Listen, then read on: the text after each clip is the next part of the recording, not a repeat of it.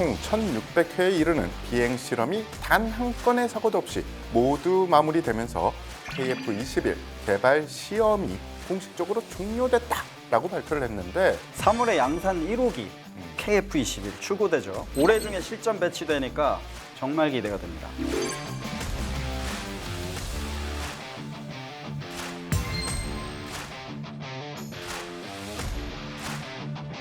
근데 이 미티어는 램제트 추진 기술의 하나인 덕티드 로켓을 장착해서 같은 속도로 쭉 갈 수 있게 만드는 기술이 바로 덕티드 램제트 엔진 때문입니다. 이것 때문에 사거리도 200km 이상에 갈 수가 있고요.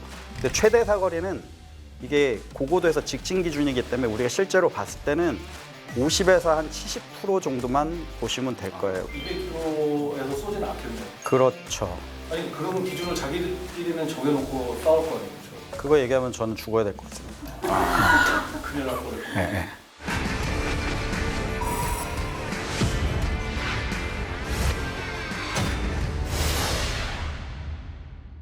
전 세계 방산 판도를 뒤흔들고 있는 K방산, 그리고 우리 군이 선택한 세 개의 무기들까지 대한민국 군 전력의 현재와 미래를 낱낱이 파헤쳐보는 시간, 리얼 K! 아재님은 전투기 조종사 출신으로서 올해 정말 기대가 될 듯합니다. 뭐 때문에요? 알면서. 네, 3월에 양산 1호기 KF-21 출고되죠. 올해 중에 실전 배치되니까 정말 기대가 됩니다. 맞습니다. 그래서 오늘은 KF-21에 대한 이야기를 할 건데 무장에 대해서 좀 집중적으로 알아보려고 합니다. 내용이 좀 길어질 것 같은데 우리 빠르게 본론으로 들어가 보시죠. 근데 바빠도 할 말은 해야지. 앞으로 대한민국 하늘은 KF-21이 지킨다면 KFM 플러스는 저희 리얼웨폰 K가 지키겠습니다. 구독, 좋아요, 알림 설정으로 힘을 실어주십시오. 방위사업청은 KF-21이 42개월 동안 총 1,600여 차례 비행 시험을 한 건의 사고 없이 완료했다고 밝혔습니다. 공대공 무장 발사 시험도 성공적으로 마쳤고 극한 자세 비행에서의 제어 능력 회복 등 고난도 시험으로 4.5세대급 전투기로서 실전 임무 수행 능력을 입증했습니다. 지난 2026년 1월 13일 총 1,600회에 이르는 비행 실험이 단 한 건의 사고도 없이 모두 마무리되면서 방위사업청은 KF-21 개발 시험이 공식적으로 종료됐다라고 발표를 했는데 아재님, 네. 보시기에는 비행 시험 특히 어떤 의미가 있었나요? 많은 의미가 있었죠. 근데 보면 우리 방송에도 많이 나왔는데 극한 자세 비행 상태에서 제어 능력 그리고 회복 이런 고난이도 기동 이런 시험이 성공한 게 첫 번째고요. 두 번째는 이제 기체적인 문제인데 저온, 결빙, 강우 등 우리 극한 환경의 시험이 통과된 거 이런 걸 크게 볼 수 있겠어요. 4.5세대급 전투기로서 실전 임무에 필요한 거의 모든 상황을 통과했다고 볼 수 있죠. 그래서 2024년 5월 8일 그리고 장거리 공대공 미사일 미티어 그리고 단거리 공대공 미사일 AIM-2000 실사격 성공한 것도 꼽을 수 있겠습니다. 오늘은 KF-21 블록 1, 2의 무장에 대해 자세히 이야기해 볼 건데요. 무장 하드 포인트가 주익 하단에 6개, 동체 하단에 4개로 총 10개소가 있고요. 동체 하단의 하드 포인트는 블록 1, 2는 반 매립 형태입니다. 방금 아재님이 말한 미티어와 AIM-2000이 KF-21의 대표적인 공대공 무장인데 어떤 무기인지 좀 자세히 알아보겠습니다.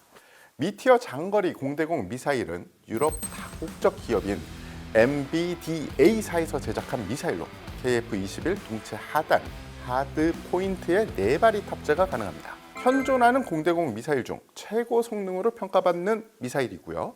2024년 5월 실시한 실사격 시험에서 KF-21은 국산 A사 레이더로 87km 밖에 있는 무인 표적기를 추적을 하고 미티어 미사일을 발사해 표적 1m 이내에 정밀하게 슉 스쳐 지나가게 했습니다. 여기서 잠깐 왜 안 맞추고 스쳐 지나갔냐고 할 수도 있겠는데 스쳐 지나간 다음에 나중에 기폭은 다른 게 하겠지만 일단 거기까지 가는 실험만 했기 때문에 오해는 안 해주셨으면 좋겠습니다. 못 맞힌 게 아니라 네. 스쳐 지나가게 의도적으로 한 겁니다. 이게 공대공 미사일이 맞아도 터지지만 사실 미사일이 아니라 전봇대를 뭐 야구공 뭐 이런 걸 갖다 맞춰도 비행기는 터질 수밖에 없어요. 전차가 아니잖아요. 그죠. 근데 스쳐 지나가면서 거기서 파편이 터지면서 무력화시키는 거기 때문에 여기 왜 안 맞았어라고 혹시나 생각하시는 분이 있을까봐 짚고 넘어갑니다. 예, 국산 A사 레이더와 5세대 공대공 미사일 체계 통합을 입증했다는 점이 향후 KF-21 수출에도 긍정적인 요인이 될 것이라고 기대되고 있습니다. 주요 재원은 길이가 3.6m, 직경이 17.8cm, 중량이 185kg입니다. 최대 속도 마 4 이상, 그리고 사거리가 200km 이상입니다. 여기서 주목해야 될 게 마 4 이상 그리고 사거리가 200km 이상 이거를 잘 보셔야 돼요. 사거리 200km 이상일 수 있는 거는 바로 엔진, 추진 방식 때문이고요. 보통의 미사일은 초반에만 빨라요. 부스터 방식. 부스터죠. 초반에 막 달려가는 부스터 방식을 쓰는데 근데 나중에 우리 100m 달리면 결승전에 거의 오다 보면 막 아유 힘들어 막 이러잖아요. 그쵸. 그래서 미사일도 똑같습니다. 후반에 급격히 느려져요. 근데 이 미티어는 램제트 추진 기술의 하나인 덕티드 로켓을 장착해서 비행 내내 고속을 유지할 수 있습니다. 이걸 어떻게 얘기하면 서스테인 능력이라고 하거든요. 우리 장거리 마라톤 선수들은 빨리 갔다 늦게 갔다 안 하잖아요. 그죠. 같은 속도로 쭉 갈 수 있게 만드는 기술이 바로 덕티드 램제트 엔진 때문입니다. 그래서 종말 단계도 높은 기동성, 속도가 있으니까. 이것 때문에 사거리도 200km 이상에 갈 수가 있고요. 속도가 있으니까 적의 항공기가 피하고 싶어도 못 피하는 존이 넓어집니다. 이걸 우리가 No Escape Zone이라고 하거든요. 이게 암남의 약 3배에 달한다고 합니다. 빠져나갈 수 없는 존이 No Escape. 노 이스케이프 존. 암남의 3배. 네. 덕티드 램제트. 가제트는 알겠는데 램제트 뭡니까? 덕티드 램제트는 두 가지 용어가 있는데 일단 스로틀러블 덕티드 로켓 또는 솔리드 퓨얼 덕티드 램제트라고 용어가 있는데 구조적 특징으로는 고체 연료를 사용하고요. 공기 흡입구가 있어요. 원래 미사일들이 흡입구가 별로 없거든요. 그래서 연료량을 조절을 가능합니다. 그래서 비행 중에 외부 공기를 빨아들여서 압축한 뒤에 여기에 연료를 섞어서 연소시켜서 가스를 통해서 뒤로 내뿜는 항공기 엔진 같은 거죠. 그래서 최신 미사일들 보면 약간 그 경주용 자동차의 본네트 위의 모양과 흡사한 모양이. That's correct. 덕트입니다. 덕트가 있는 거죠. 그래서 쉽게 말해서 덕트를 통해서 공기와 연료를 섞어서 계속 태우면서 날아가니까 서스테인이 된다는 거죠. 그 고체 엔진에 덕티드가 없는 미사일들은 초반에 다 태워요. 빨리 가. 예. 그리고 나중에 이런 게 생기는 거죠. 이해되셨죠, 그죠? 일반 고체 로켓과 비교를 했을 때 일반 로켓의 미사일 내부에 산화제가 탑재되어 있는데 이 덕티드 램제트는 외부 공기를 사용하죠. 그리고 두 번째, 한 번에 연소를 해서 아까 올 부스터 한 번에 나간다 그랬는데 이것은 지속적으로 조절이 가능합니다. 그 초반에 속도가 빨랐다 그랬죠. 근데 이 미사일은 전 구간 속도를 유지할 수 있는 기능이 되죠. 그래서 이 방식의 가장 큰 장점은 공기만 안정적으로 덕트로 흡입이 되면 연료가 소진될 때까지 초기 단계와 비슷한 추력을 지속적으로 유지할 수 있고 또 흡입되는 공기량에 따라 공기를 많이 넣어서 빼면 출력이 조절이 가능해서 비행 효율도 높이고 사거리도 크게 늘어날 수 있는 장점이 있습니다. 여기서 예를 들면 일반 미사일은 100m 전력 질주 막 한 다음에 탈진한 선수를 보시면 되고요. 예. 이제 나오는 덕티드 엔진을 쓴 미티어 미사일은 마라톤 후에도 계속 달리는 100만 1번, 100만 2번 뭐 그런 느낌으로 보시면 될 것 같아요. 이상한가? 웃긴 얘기를 했는데 진지하게 하니까 진짜 웃기네. 아니 문과래서 문과이과 또 나와요. 암람 갈게요. 자, 예를 들면 우리 암람은 초반에 마 4 정도로 날아가다가 종말 단계에서 속도가 쭉 떨어져요. 마 1 정도. 햇빛이 마 1 정도면 어느 정도 피할 수가 있습니다. 항공의 속도도 거의 마 정도로 날고 있거든요. 그러니까 비슷한 속도라고 보시면 되겠죠. 근데 미티어는 처음에 마하 4 정도로 날아가잖아요. 종말 단계도 마하 3에서 4를 유지합니다. 근데 여기서 비밀이 하나 있어요. 미사일이 마하 3에서 4로 가잖아요. 그럼 항공기는 속도가 없나요? 있죠. 문과라며요. 예. 마하 4인데 내 항공기가 마하 1이야. 예. 그럼 초기 발사하면 속도가 얼마일까요? 문과는 뭐라고 대답할까요, 여러분들? 저희는 그냥 플러스입니다. 맞아요. 예. 그래서 우리 운동 에너지는 항상 보존된다. 뉴턴의 에너지 보존의 법칙 있죠. 속도나 위치 에너지는 항상 똑같죠. 근데 나의 가지고 있는 속도 에너지를 항공기가 마하 1을 가지고 있어요. 미사일이 마하 4야. 미사일의 속도는 마하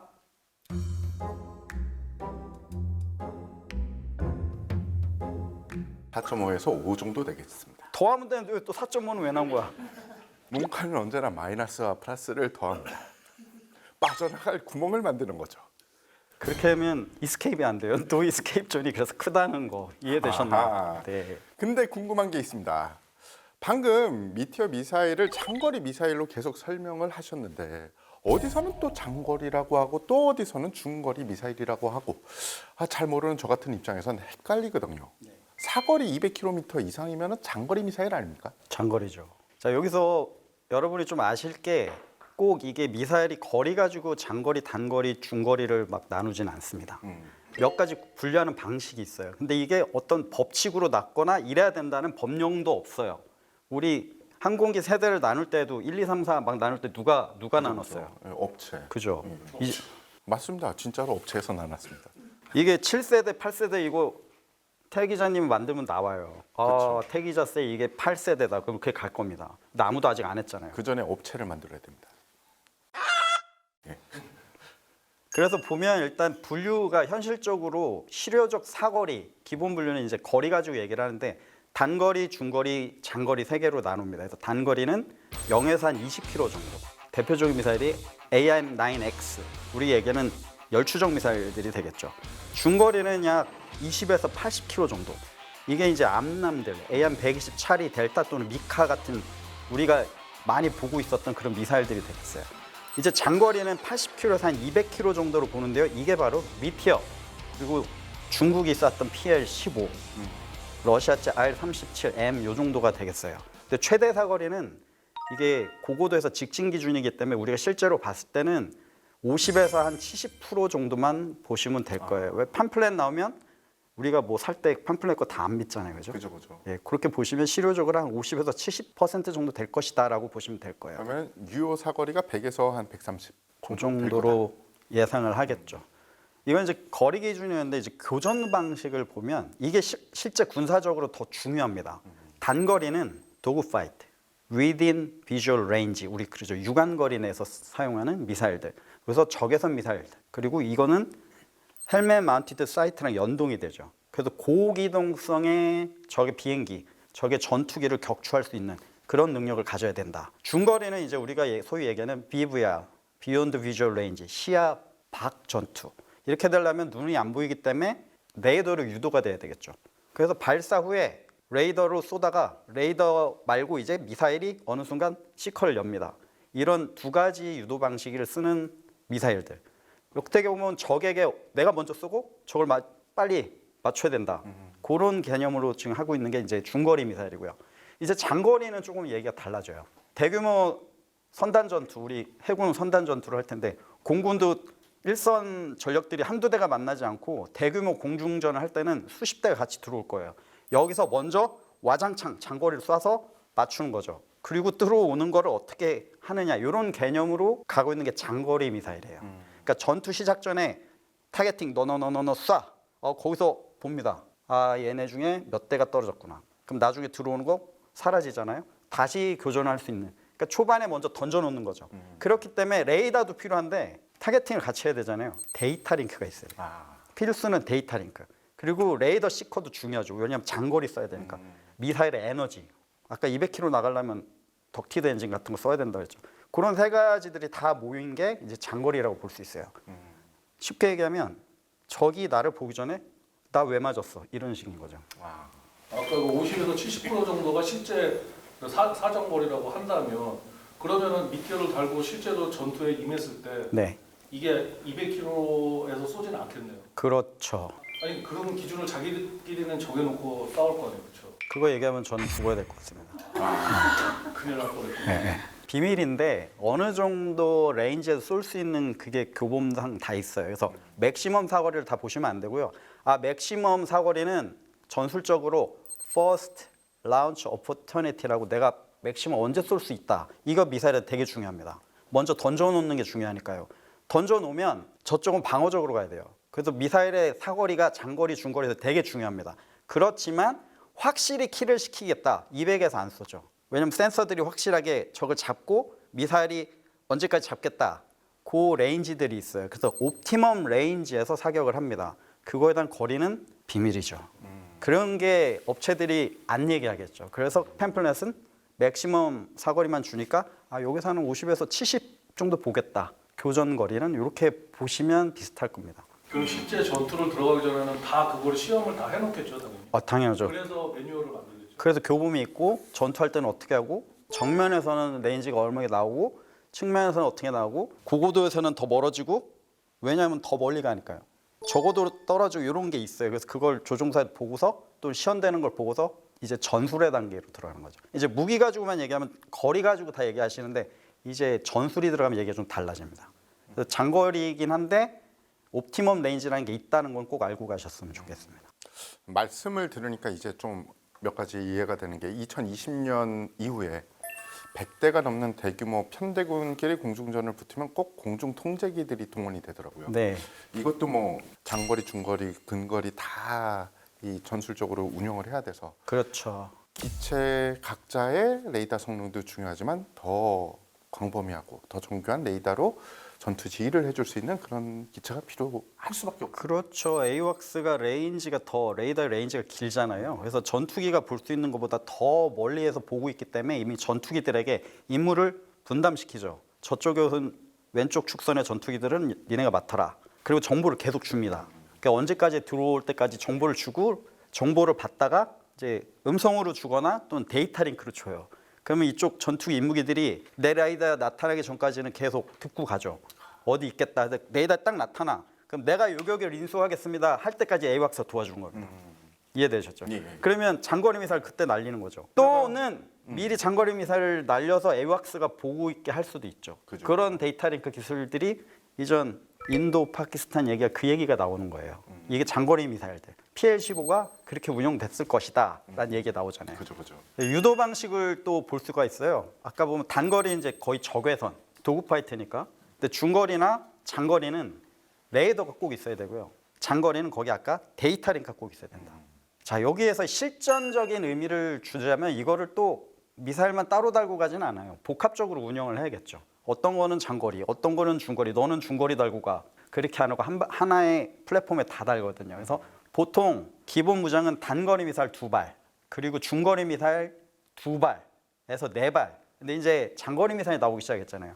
추가적으로 단거리 2발, 중거리 2발, 장거리는 2발에서 4발. 그런 식으로 구성이 되죠. 그래서 장거리로 먼저 타격을 해서 돌파해서 나오는 거를 중거리로 요격, 나머지는 도구 파이트로 해서 섬멸하는 그런 방식을 가지고 있어요. 다시 한번 말씀드리면 오해하면 안 되는 거. 사거리만 길면 장거리다. 종말 단계에서 속도, 기동성 중요하고 데이터 링크 필요하고 이런 요소들이 있어야 된다는 걸 꼭 이해를 하셔야 될 것 같습니다. 자, 단거리 공대공 미사일은 그럼 어떻습니까? KF-21이 AIM-2000 단거리 공대공 미사일을 따로 장착한 채 진행됐습니다. AIM-2000은 사이드 와인더와 비교했을 때 추적 능력은 최대 8배 높고 드론을 포함해 다양한 표적을 공격할 수 있습니다. 단거리 공대공 미사일 이제 아까 잠깐 언급한 게 있었는데 AIM-2000 우리가 IRIS-T라고 부르죠. 인프라레드 이미징 시스템 적외선 영상 유도 방식을 쓰고 있고 T 테일 스러스트 벡터 컨트롤 있다고 해서 IRS-T 이렇게 갑니다. 꼬리 날개를 움직여서 그리고 추력 편향 스키딩이 된다고 해요. 스포츠카 이거죠. 그냥 이렇게 도는 게 아니라 스키딩하면서 가는 뭐라 그러죠? 이니셜 D에 나오는 드리프트 같은. 드리프트 같은 기능이 미사일에 있는 거예요. 적절한 표현입니다. 미사일에도 드리프트가 필요한가요? 스러스 벡터. 왜냐하면 그냥 선회를 하면 선회 반경이 멀리 가야 되니까 천천히 가야 되잖아요. 안 맞겠죠. 근데 드래프트하고 시작하는 거죠. 초기 발사 단계 발사해서 부스터라 그랬잖아요. 속도를 쫙 해야 되는데 속도를 가져가게 했으면 선회 반경이 엄청 길어져요. 그러면 항공기가 도망가겠죠. 그래서 속도를 내기 전에 발사해서 쫙 날아가는 거예요. 이해되셨죠?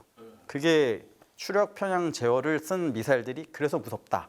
그래서 전투기도 그런 걸 달잖아요. 서스 벡터 컨트롤. F-22도 달고 수호기도 달고 그 유기가 그냥 기동한 쟤 왜 이렇게 와?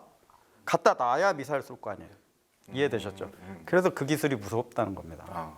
자, 이래서 고기동 단거리 공대공 미사일이 그렇기 때문에 됐다는 걸 제가 설명드렸고요. 재원은 사거리 약 25km, 속도는 마하 3인데 비행기 속도 있다 그랬죠? 예, 예. 플러스 하시면 돼요. 아, 예. 항공기 속도 플러스 마3이 현실적인 운동 에너지. 아까 에너지 보존 법칙 얘기했죠, 그죠? 항공기 속도 플러스 미사일 속도로 보시면 되고요. 주익 KF-21은 이제 윙팁이 아니라 주익 하단에 2발 또는 4발 이렇게 탑재가 가능합니다. 이게 우리가 미국산 AIM-9 사이드와인더 미사일 많이 쓰기 때문에 이 대비가 가능한데 추력이 8배 정도 됩니다. 그러니까 고기동성인 거죠. 그리고 드론, 저속 표적도 요격이 가능하고요. IRIS-T는 러시아 우크라이나 전쟁에서 지대공 버전이 이미 사용되고 있어요. 그래서 현재까지 격추율 100%라고 합니다. 대단한 거죠, 그죠? 맞습니다. 지난 2025년 12월 23일 제 생일이네요. 네? 지난 25년 12월 23일 KF-21 추가 무장 시험 사업 착수 회의가 열렸습니다. 2025년 12월부터 2028년 12월까지 약 7천억 원의 예산을 투입해서 KF-21 공대지 무장 10여 종 등을 시험 예정인데요. 이 사업에 포함된 공대지 무장이 어떤 것들이 있는지 알아보겠습니다. 자, KF-21 블록 2에는 국산 공대지 무장도 장착이 된다고 합니다. KGGB가 장착이 되고요. 글라이더 날개 덕분에 최대 사거리가 무려 100km 이상입니다. 한국형 타우루스라고 불리는 청룡은 2018년에 개발이 착수가 돼서 2028년까지 체계 개발 완료 목표로 지금 한참 진행 중입니다. 장착 가능성 있는 무장이 또 있다고 해요. 엔비디아사의 스피어 3 작년 아덱스 2025에서 카이와 엔비디아가 KF-21의 스피어 통합을 위한 양해각서를 체결했다고 하죠. 크기는 작은데 파괴력이 더 뛰어나답니다. 그러니까 소형 터보제트 엔진을 탑재해서 100km 이상의 장거리 공격에 활용할 수 있고 다중 센서로 정확도도 높였습니다. 그리고 극초음속 순항 미사일, 우리 하이코 가능성도 있어요. 한화 에어로스페이스와 현대 로템이 스크램제트 엔진 및 핵심 기술 개발을 담당하고 있어요. 더 높은 마하 5로 가려면 스크램제트 엔진이 필요한데 하이코는 램제트와 스크램제트 엔진을 결합한 복합 제트 엔진 기술을 적용했습니다. 램제트가 그냥 보면 고속의 스포츠카라고 보시면 되는데 스크램제트는 대기권 안에서 나는 우주선? 뭐 이렇게 비교를 하면 비슷하지 않을까. 스크램제트 엔진 기술은 대한민국이 이미 세계 4번째로 확보한 기술이라고 합니다. 여러분, 끝난 줄 아셨죠? 아닙니다. 주제가 KF-21입니다. 어마어마한 이야기가 아직 남아 있습니다. 다음 시간 기대해 주십시오.